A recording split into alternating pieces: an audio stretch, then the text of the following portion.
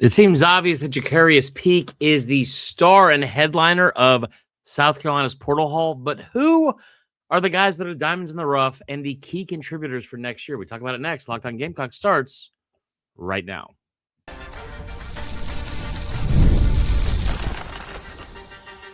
You are Locked On Gamecocks, your daily podcast on the South Carolina Gamecocks, part of the Locked On Podcast Network, your team every day. What's up, guys? Welcome into the Locked On Gamecocks podcast. I'm your host, Chris Marler, host of the Locked On Gamecocks podcast, part of the Locked On Sports Podcast Network, now the number one ranked sports podcast network and podcast network overall in the country, thanks to you guys, and we appreciate you. We also appreciate our friends at FanDuel, because today's episode is brought to you by FanDuel. FanDuel is officially in playoff mode every game day during the NFL playoffs. FanDuel is giving customers even more ways to get in on the action. Visit FanDuel.com to get started. All right, here's what we're going to do.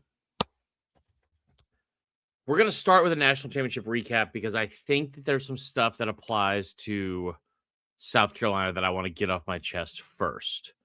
That wasn't the plan when I hit record a minute and 16 seconds ago. It's going to be the plan now because I can speak freely about it, and I'm very excited to talk about it. There's a lot of interesting things that happened with Indiana that we need to get to, specifically about what South Carolina fans should expect and where their expectations should be. So we'll start there. Then when we get into the second part of the show, we're going to talk about some of the sleepers and not overlooked guys, but diamonds in the rough maybe from this year's portal class, and some guys that I think could end up being really, really not just key contributors, but really, really good contributors and all SEC type caliber players. And then we'll close out with a recap of yesterday's big win in basketball. Back on the good side of things here in CLA with a wire-to-wire win against Oklahoma. But here's what I want to talk about. We're recording this Wednesday. Obviously, the national championship was Monday. And, you know, I know no one here really cares about Indiana. It's a South Carolina podcast. They don't play in the same conference as us. That's all whatever. But one of the things that has really stood out to me about this whole run with Indiana, and again, just stay with me here. I don't know how Indiana winning impacts recruiting for Indiana, what it does for their future, who's going to return, who's going to go pro, who's going to hit the portal, who's not. Are more people going to want to play there? I'm sure that'll be the case, but like, I don't know or care about how that impacts Indiana. What I do know is this: the impact of Indiana winning the national championship directly affects teams like South Carolina and programs like South Carolina, and honestly, pretty much everyone else in the entire country. And that may seem like I'm embellishing, I'm exaggerating, I'm speaking hyperbolic, or in hyperbolics. Like I don't know. I don't think I said that word right.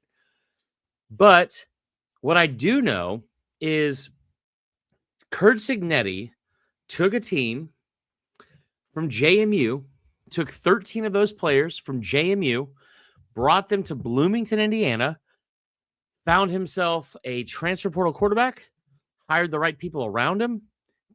Kind of similar to Shane Beamer. He brought the same people that he trusted and retained them from for multiple years, not just year over year, or not just like year by year. This has been a consistent thing where there hasn't been a ton of turnover.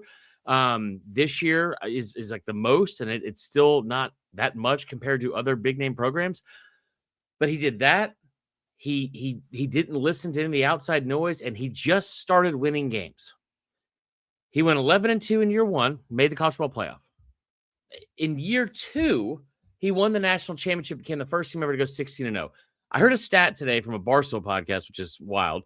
And the stat was in the 4 years of Indiana, Indiana football for 4-year graduates, right? So like in the 124 years of Indiana football, people that were at Indiana for 4 years, went through a full 4 years of school there, those 4 seasons for that football team. There's been 124 classes that have gone through that. 60% of them, so like 74, saw less wins in their 4 years combined than Indiana had this season. Curt Cignetti found a blueprint that really just he came up with. I copy and pasted the roster of all my elite players at the smaller school. I brought them with me. I didn't have a ton of money. I know Mark Cuban is a donor, but he himself has not been like, it has not been Texas Tech money. It has not been Oregon money. It has not been anything close to like that. He's also been pretty stingy with the fact that you better go spend this on the right guys, not the most expensive players. They went out this year, had a roster. They got a couple key guys. They got a center from Notre Dame, got a quarterback from Cal that people had somewhat heard of. And then they got, a running back from somewhere else, Himby. And then they built this roster and they won the national championship. What that did was make sure from now on, there are no excuses. There are no excuses anymore for any other program in the country, right? Like, this is not a wait and see approach. Sometimes it should be, and sometimes I'm sure there's going to be exceptions to the rule. But I brought this up over and over with Shane Beamer, and it doesn't really apply to him this year. It does apply to the program, and it does apply to where the expectation should be to this program. I have said for a long time, there are different tiers in every single conference and around the sport of college football and where different programs rank. I think that you should have reasonable expectations. There are years, if you're a South Carolina fan, where you're like, maybe 7 wins is the ceiling. I haven't thought that for the past 2 seasons, but there are teams like Mississippi State. If you're a Mississippi State fan and you're upset you don't win 10 games, you're not a fan, you're delusional, right? Like, that's not a reasonable expectation. But now, with the day and age of the transfer portal, like everyone's playing with this, similar and even playing field. What Kurt Cignetti basically did by winning that national championship was kind of knock out the excuses that anyone's allowed to use ever again. Like, this was going to hook up your PlayStation, figuring out who's the worst team in college football, and I'm going to go on a Cinderella run and make them win the national championship.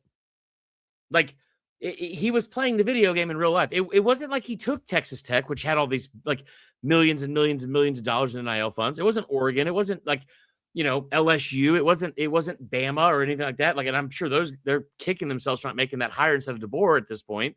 But like, this wasn't some like forgotten, dormant former power. It's the worst program in the country. Historically, it's the worst program in the country. 16-0 national champs, drawing comparisons to 2019 LSU. If you can do that there, you can do it anywhere. And more importantly, if you did it there, you damn sure better be close to competing for it at other places. And that includes South Carolina. So for a long time, I would sit here and say, yeah, I don't know. I mean, what are your expectations for South Carolina? Like, Indiana didn't have to play an SEC schedule. I don't know if it would have mattered much this year. I think you saw what they did to Bama. But like, if South Carolina's in a year where it's like, well, I don't know, maybe 9 wins might be the ceiling. Sure, we can realistically sit here and say, this is what you could get the most out of with this. But no more are we going to sit here for any program, but especially South Carolina, and say, yeah, we'll never get there. We'll just never get there. Because if you can do it at Indiana, you should be able to do it at a place like South Carolina. And I think it's inspiring, it's cool, and all those kind of things. But again, the biggest takeaway I had from that national championship run from Indiana is there are no more excuses. This is not an attack at Shane Beamer or anything, or even saying that they were making excuses in the first place. But guys like, Hugh Freeze, like, well, I just need some time. I got to get my guys in. Once I start getting my recruits, if I go get in the portal, if I had a little bit more resources, none of those things are viable excuses or reasons why you did not succeed anymore. Like, this whole sport just became even more white and black, cut and dry, and cutthroat. You have to win. You need to do it now. You need to do it as quickly as possible. And I tell you what, if you're looking at a roster that had 8 total 4-stars, and you had a roster that was like nowhere near the creme de la creme, the top tier NIL, funded starting 22 around the country, it was nowhere near that. Like, and again, it wasn't like Indiana last year where they didn't play anybody with a pulse until November and then the playoff, and they got their ass kicked. This was every ranked opponent they had to play. They played Oregon on the road. They beat the crap out of it. At the time, they beat Illinois. They beat them 63-10. They were a top 10 team at the time. Clearly weren't at the end of the year, but I mean, that was a home game. You go on the road, you beat Oregon by double digits. You get Ohio State in the Big Ten championship, you beat them. You get who was it in the first? You get Bama, you beat the brakes off of Bama. Worst loss Bama's had since 1998. You get Oregon, you beat them by like 40, whatever the next game. There's no more excuses. And I feel really good about where this team and program is right now. But I think just like everywhere else in the country, now you're in much, much less of a space if you are hiring as an AD to say, well, we have a 4 or 5 year plan. I used to think it was crazy. Like places like Auburn, Florida, that are firing guys for 3 years. Nope, done. And now keep in mind, those people are crazy because they constantly hire the worst people they could hire. But like, no longer, if you're an AD, are you sitting here and operating from a standpoint of, okay, what's the realistic timetable it's going to take? 4 and 5 years? No, not anymore. How much money do you need? What are the resources you need to win it in 2 to 3 years or compete for it in 2 to 3 years? And again, this place has higher expectations and deservingly so than a place like Indiana. It has better resources. Even with Mark Cuban, it has better resources. Now, maybe not in the long term because that guy has bazillions of dollars and he could donate whatever. But as of right now, it's not like they're getting beat in the NIL game. I love where this team is headed. I love how the roster has been organized and put together. I love that next year you have all this incredible returning talent that you were able to retain on top of the great pieces you're able to bring in. But now we have, in a very fair sense, unlimited expectations. And that's what the expectation should be at South Carolina. And that's what they will be moving forward because of what Indiana did. That is my rant. Now, when we come back, we're going to actually talk about some of these players they brought in from the portal. I'll get more focused and dialed in, and we'll talk about things like that. I appreciate you guys listening to the rant. We'll be right back with more Locked On Gamecocks right after this.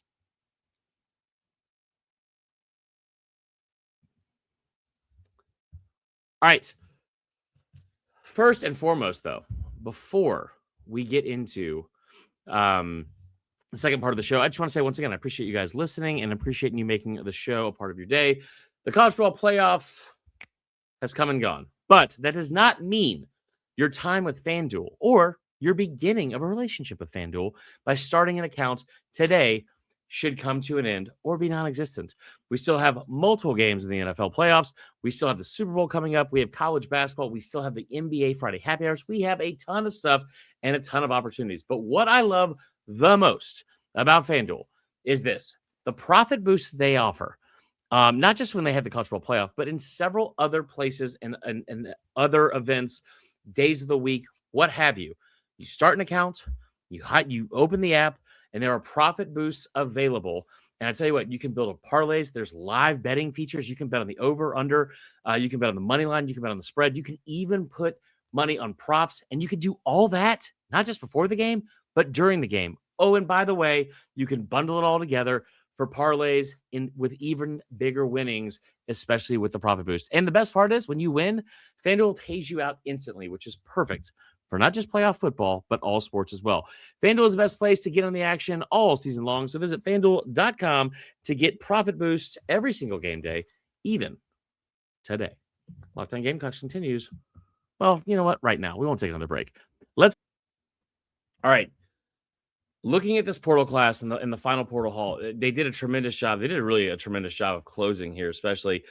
It feels like when you just look big picture, well, they finished like 18th to 20th, I want to say. I'll pull it up real quick, make sure I'm accurate with it. But they finished like 18th to 20th in the transfer portal team rankings, which is pretty much where they're right now on 247 Sports. They are 20th. They had 25 commits that came in. They're one of the few teams that had more commits than players leave.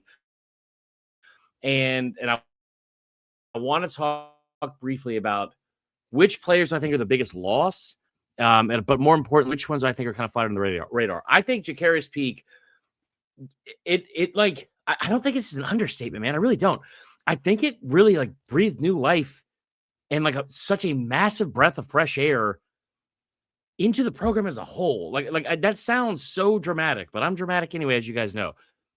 I just it feels like being able to go toe to toe with a program like Bama that wanted him for this isn't just a oh yeah, he's a 4-star, he's a top 100 guy. It's the at the time it was the number one offensive tackle in the portal, right? He's still a top 10 player overall in the portal. And it's not like Bama has less resources or doesn't need more, considering how gutted they got. It's not like LSU and Miami weren't calling this kid as well, right? Like this is the moment he entered. He was like Oregon, I'm sure was on the phone. Ohio State, I'm sure was on the phone. Miami, LSU, all those big spenders. Texas Tech, I don't know if they were or not because they got a bunch of dudes. But you know what I'm saying? Like this is not a player that was like, oh, it's just an overlooked recruit like the ones we'll talk about in a minute. This was a guy that was a massive, massive like prospect and will play on Sundays almost immediately. And one of the things that I love most about this is it gives you such new life in terms of, well, it felt like, well, if Josiah Thompson's out, you had an instant upgrade. And that's no offense to Josiah Thompson. It just is what it is. Then you find out Thompson's coming back, and it's like, wow, now this kid gets a fresh start because you get to put him on the right side of the offense and put him at right tackle instead of left tackle, where maybe he'll be better there, right? And so then you talk about the rest of the offensive line. Now you don't feel as like, oh, man, we have so many question marks. You don't feel that way. I don't feel that way at all. And I look at what this team now has on the offensive line, and it just instantly feels like you have a massive upgrade across the board. And maybe the unit last year would have taken strides forward to be better if they were healthier or if they all came back. I don't know. We'll never know. But I do feel like this piece alone felt like, oh man, we're kind of just like waiting around and like not the kiddie pool, but like you weren't in the deep end with the adults or anything like that. You were, like it started out really slow. You only had one guy. The portal opened that Friday. You only had one guy going into like, I want to say it was like that Tuesday, and it was Jaden Gibson. And then I infamously had the whole show and put up the tweet of, hey, they were one of two teams that didn't sign anybody on Wednesday. The other was Ole Miss, who's playing for a national championship or a semifinal, the next day. Like, and then boom, the dominoes start falling. And it was great to see the dominoes fall in general because you knew you had to get guys and bodies in the portal. But getting 25 guys, I did not think it was going to happen after the first part we saw. Getting this guy is just massive. Now, the other players in this class specifically that I think that we are going to see a lot more of, and I think that are maybe diamonds in the rough that we aren't giving enough love. One, maybe it's Upton Belafonte, the kicker. I mean, just the fact that he was so consistent and consistent from deep, and that's been something that we've kind of struggled with over the last really 2 years. I do love that. I like the fact that you get Jaden Gibson, a guy with some more size. Hopefully, he's such an enigma because he's coming off of 2 years not playing, so we'll see with that. And then the ones that I think that, like, if I was looking at a top three, Emmanuel Poku coming in at his size from East Carolina and being able to play guard. He was listed as a tackle, played right guard. I think he gave up 3 sacks like all season. It was something very, very limited. A very, very big player, 6'5", 325, has played at the FBS level. Like I said, at East Carolina, a pretty highly sought after guy. And I want to be also very clear, like Jacarius Peak is not an overlooked prospect. Quaysheed Scott is a top 100 guy. He's not an overlooked prospect. Both of those guys are going to have an instant impact. But I also think that this guy could. And I think what's so crazy too is the question has been over and over again, the offensive line. Like what are we going to do here? And not just from like a talent standpoint, because going into last year, you lost all those snaps. 93.5% of your overall snaps from the season on the interior offensive line were gone, right? Casey Henry's coming back. He gets injured game 3 or 4, done for the year. And now he's gone. You had a big question mark at offensive line going into the season. You had some talent, but the thing that we were so excited about in the beginning of the season or prior to the start of the season was you finally had depth. It felt like for the first time in a while, we had depth that we could look at and say, okay, well, maybe we can figure something out. We don't have to be so concerned if maybe we can find like the right 5 instead of like the best 5 or vice versa.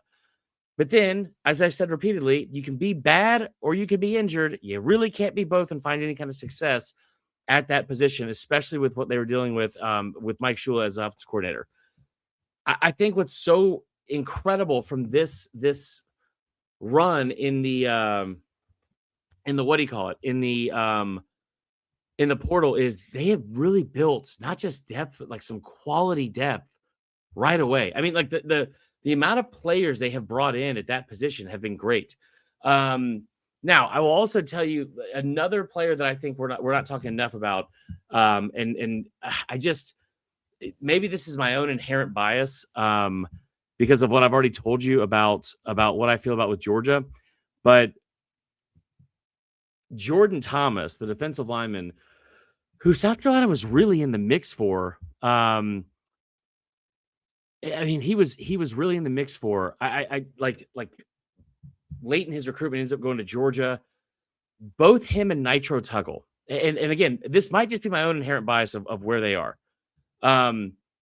I want to read you. I talked to somebody that's close to the Georgia program. Graham Coffey does a great job with Dog Central, and somebody that's really in the know over there in Athens. And like, I reached out to him about what his thoughts were on this because he watches a ton of tape, is really big into recruiting, and does a great job at evaluating that kind of talent, and especially from like the recruiting and high school standpoint. Both of those guys were on campus for 1 year in Athens.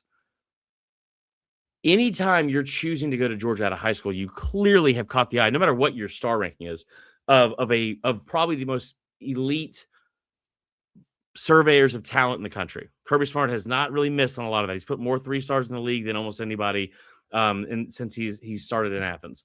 This was the response I got from him when I asked him about both of those players.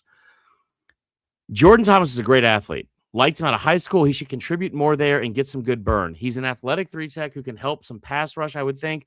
Not a good enough run stopper to do what Georgia wants to do with him, but that's specific to UGA and how he would really play for Kirby. Everything starts there for their defense, but he is a really, really good player, and I loved his upside. 6'5", 315, interior defensive line. Gets really good push, super athletic for his size.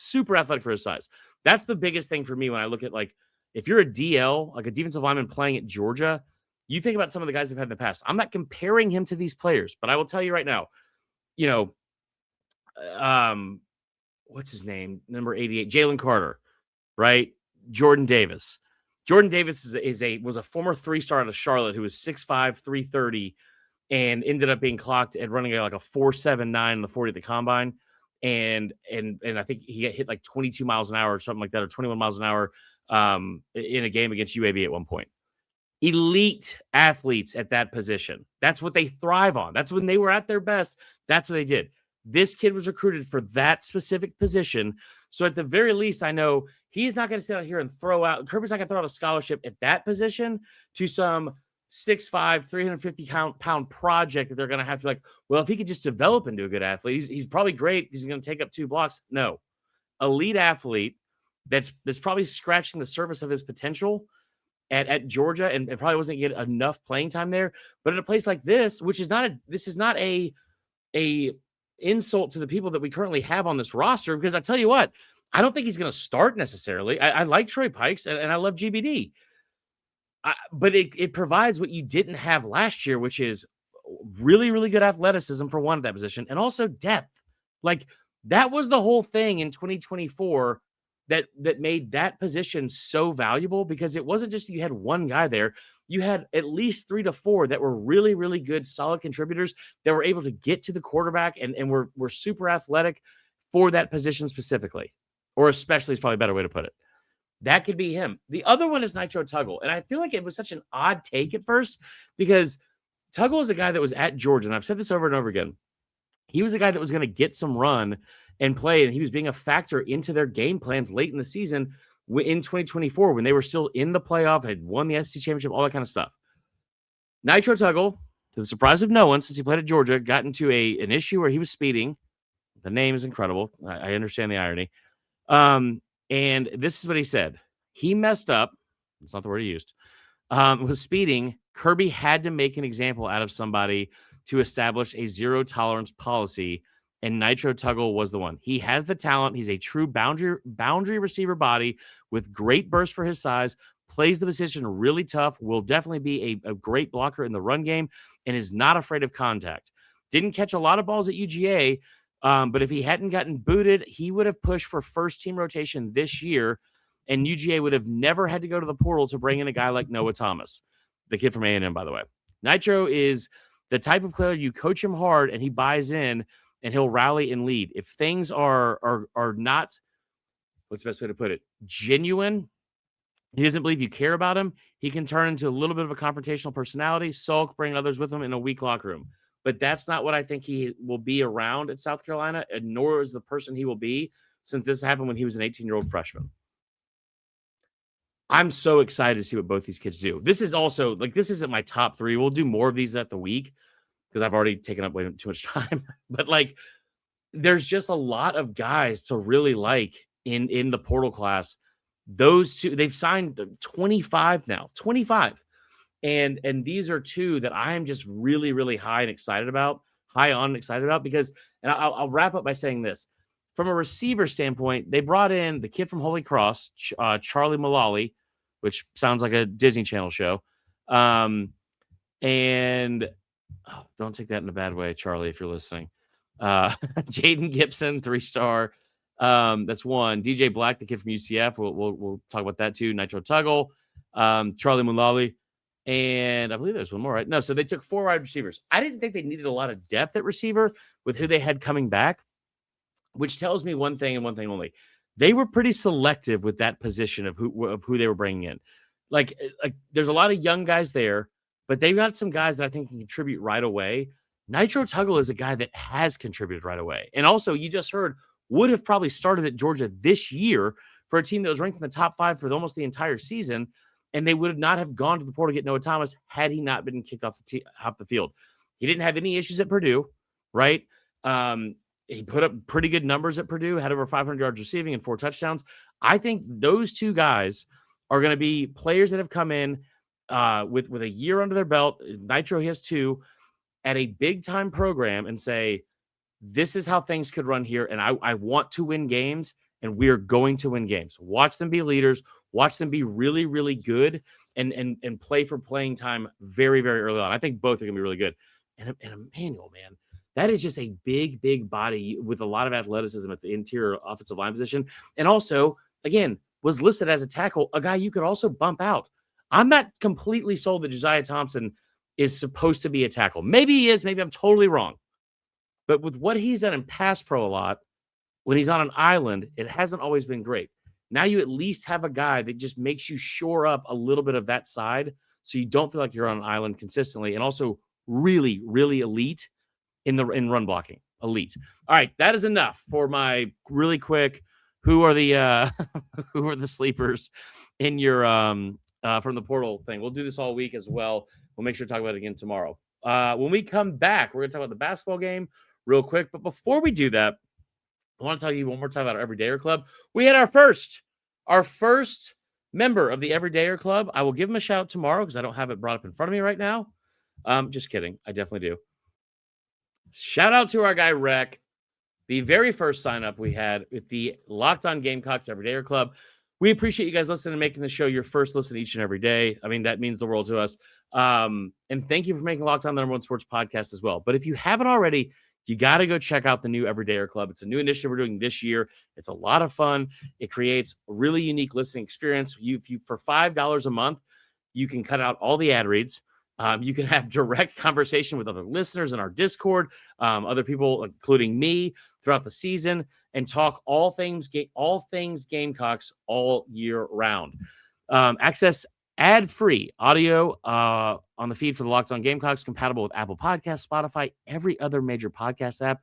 And again, an invite to a members-only Locked On Everydayer Club Discord server, which includes a group chat where we say we'll be very active, especially in season, and hopefully during baseball season. We'll have a lot to talk about then.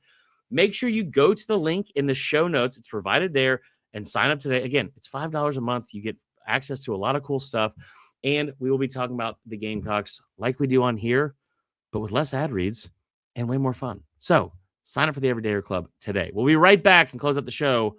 Locked On Gamecocks continues next.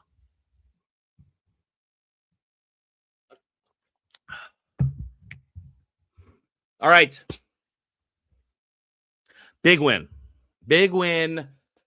on Tuesday night. Yeah, today's Wednesday. I'm so thrown off when we have a holiday on Monday because then Tuesday feels like Monday, but it's not. Anyway, big win in a weird week in SEC basketball. Some stuff we're going to talk about that tomorrow on that with some NCAA rulings that affect the SEC as well. But right now, I'll just tell you this. Oklahoma, pretty good team. Tournament team a year ago. Porter Mosier had a lottery pick. He went and spent a lot of money in the portal this past season. Went and got a former 5-star, Darian Reed from Alabama, as well as some other really, really talented players. Trey Young, former Hawk star, is their general manager for basketball, or maybe he's the assistant general manager who's in charge of that roster management and acquisition. They are a program that is used to winning in basketball and have the resources to do so. They came into Colonial Life, and from jump, South Carolina was all over them. They had an 11-0 lead to start the game. That went away, and they had to kind of dig down and make sure they were able to pull away late, which is, I mean, from start to finish, yeah, you could sit here and say, well, if they didn't win, if they didn't go up 11-0 early, maybe it's a different game because, credit Oklahoma for clawing back into it. But I tell you what, watching South Carolina go out, score 85 points, I believe it was 85 points, and go get a big SEC win when they really, really needed it, and when people are kind of starting to doubt them, it was awesome. Michi Johnson led the way. He had 20 points. It was a really, really good team effort, I think, all the way around. It was a lot of fun to watch, and anytime you go from start to finish, wire to wire, with a win in the SEC, that is a reason to celebrate. We celebrate the wins here, like I always say. So, big win for basketball. Let's see what they have coming up next this weekend. I feel like we're doing this in real time, so this is great radio, as I always say. Saturday, on the road at A&M, pretty good upstart team. They were 4-1 so far in SEC play. It'll be a good road test. That's all I got to say. Road test, 3:30 p.m. on Saturday, but big win against Oklahoma on Tuesday night. We'll be back tomorrow with more Locked On Gamecocks. I appreciate you guys, and have a say. There's a lot of bad weather coming. Be safe, be good to each other, and as always, go Cox.